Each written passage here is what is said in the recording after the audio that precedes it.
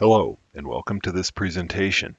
You will see how to publish components from the Oracle Enterprise Manager Cloud Control software library and how to import them into repositories. Up to this point in the flow of deployment activities, templates and assemblies, we'll call them components, have been referred from Enterprise Manager Cloud Control. So, the components are represented in the software library by their reference location, optional path, and their file names.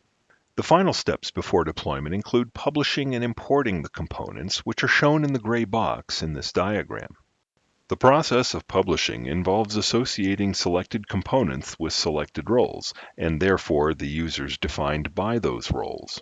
Published components show up in the self-service portal display for library objects. Now, let's take a look at publishing and importing them into repositories. In this session, I'm logged in as a self-service administrator. Publish library components through the self-service portal configuration interface. Navigate from the Setup menu through Cloud and click on Infrastructure. The Infrastructure Cloud Self-Service Setup page appears. Click on Software Components on the left side of the screen. The Software Components list shows components that have already been published from the software library. To publish components, click on the Add Components button. Start by selecting Software Components. Click the Add button here. We want a template and an assembly from the software library folder named A Sales Folder. Click on the assembly named FMW Generic WLS13C, and while holding the Control key, click on the template named Legacy WLS10G. Now click Select. To associate these specific components, click on Add under the Select Roles label.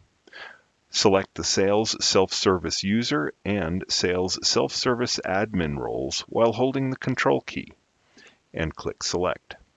With roles selected, click Publish. The software component list updates and the two new components appear at the top. The next action is to import the components. Click on the list item for Legacy WLS10G, then click Import. In the dialog box that appears, click on the target name. Here, select Sales Marketing, which relates to the zone managed by the Sales Self-Service Administrator. Then click Import. Cancel the confirmation message.